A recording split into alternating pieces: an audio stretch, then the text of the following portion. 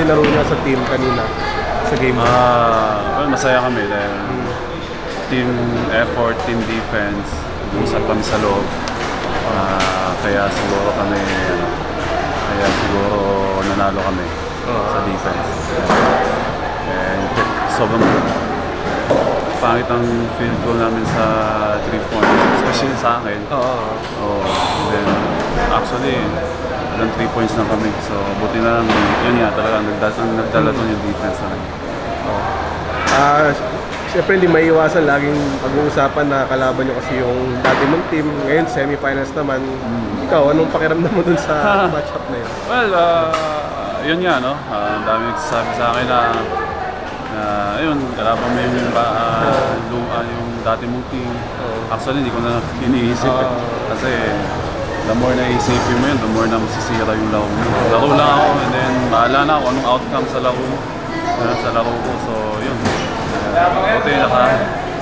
buti na lang nakaisa kami. So pagdating kasi sa series, best of 7, very crucial yung yung game 1.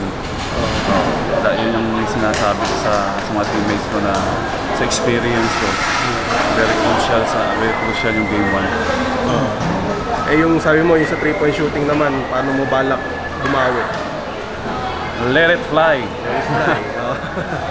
Ma-shot, di maganda. O hindi, try ulit. Di ba? Ganun lang naman eh. Pag series kasi, the more, pag bad, let's say mayroon kang bad shooting night, huwag mo na isipin eh.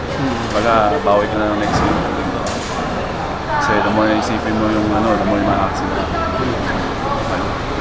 Game 2 ba rin? Well, siyempre, kilala naman natin yung Magnolia, di ba? Hindi papayag yung mga yan pa naging 0-2. So, I'm sure start the game 2, strong start yung mga yan sa dulo. So, kailangan maganda kami doon. Kasi sana hindi kami makontento sa panalo na to dahil mahaba pa eh. Wala pa kaming na-achieve o narating. So, kailangan tapusin muna itong series. Doon na kami mag-relax, diba? So, itong series na to, walang relax-relax. Okay, thank you. Idol.